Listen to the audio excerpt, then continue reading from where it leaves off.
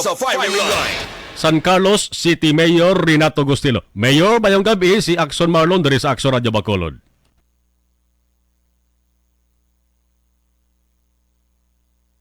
Yes, gintawgan na kada Mayor kay report ka na bang ko may resulta na sa tong random drug testing sa more or less mga 40 ka mga San Carlos City government employees. May ari na result ni Mayor. So far, nagwa nga result, may ara kitang nag-positive. Uy, Pero job order employee niya. okay. So amo pa lang na ang nagsulod na result. So ongoing pa ang drug testing pa. Okay. Mga pila ni ka, isa lang ni sa Mayor, ka job order worker? So far, isa lang subong, pero isa pa lang na bali, wala ko idea kung pila na kabilog ang nagwa sa laboratory test. Okay. So far, amo lang na isa ka job order ang nag-positive. Aha. So, kung mo nag-positive, Mayor, nanong mga status rin? Ang ato niya may proseso kita ginahimo. Okay. Kung job order na siya, usually, duwala kabutang eh. Aha. Kung kami very lenient kami, kag ginatagaan nato sila, ginapa-evaluate naton kay Dr. Portugues, ang chief sang City Health Office naton, Aha. kung ano gid kalala ang iyang nga paggamit, no? Kung ma-recommend si Dr. Portugues nga i-rehab siya, Aha. we will encourage them to rehab. The same as kung mag-regular employee ka. Okay. But if you refuse, kung regular employee ka, we will file a case against you. So kung job order ka, we will fire you outrightly. Aha. Again, kung you will undergone the rehab, kag mag-graduate ka, kag pwede ka mabalik sa gobyerno. The same as, ini nga GO, kung hindi man lala, we will encourage them nga masulod ka sa kaabag, sa aton nga spiritual nga renewal Aha.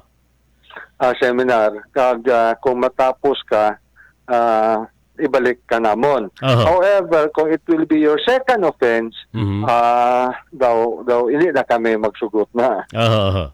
In short, Mayor, ginatagan sila sa tsansa para magbago. Yes, para hindi ka na magamit. So, ang importante subong trabaho, di ba? Correct. So, mapili lang sila trabaho or masigil sila gamit sang shabu. Mayor, subong nga 2023, atong 40 ka mga government employees, first batch pa lang to siya, naging drug test, subong Yes.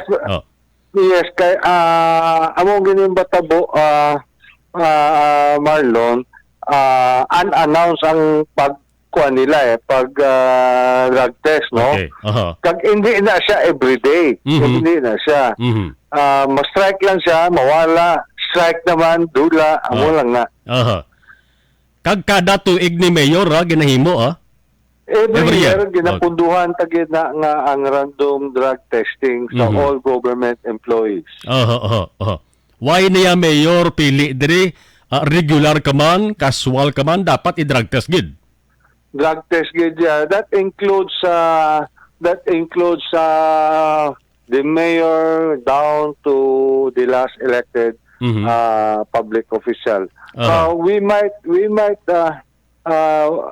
kuan na namon subong istoryahan pa namon kung mag-meeting naman ang ABC, we might as well as include the barangay officials for the drug testing naton. Although may ara man sila ila. Mayor Butan tabi no, ga pamalibad gidya or ga oppose gid abing mga magpa-drug test kay may ara sila ginapahigbato ining gitawag bla nga constitutional rights. Hindi niya pwede gyapon dira sa San Carlos. Well, so far wala man gamit siya ng constitutional rights. When we call them to appear for drug testing, wala man sila ga-oppose. Aha. May panawagan nga dapat magpasar sang ordinansa para i-push no ang mandatory drug testing para sa tanan mga drug test gid. Diri sa Bacolod, Mayor, may ara nakapinding sila nga ordinansa mo. Sa San Carlos City, once nga may magduso or mag-post gid sini ayhan matigayon ni sa San Carlos City mo na lang mandatory. Ordinance na niya ang amon. Okay, may ara na kamo ordinansa. Ordinance gini. That's why Aha. every year, mandatory ang drug testing because Okay. of the ordinance. Yes, aha. So may ara na isang balasihan gali ang San Carlos City para nga magpaidalom tanan-tanan dara sa drug test, no?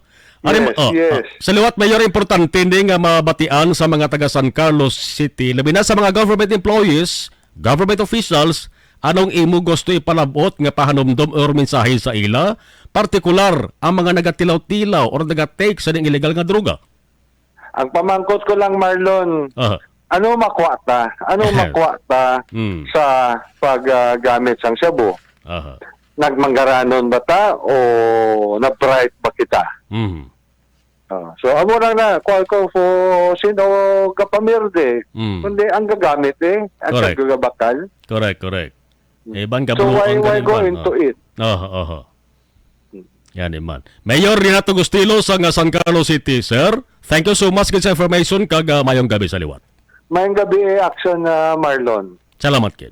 Action Firing Line.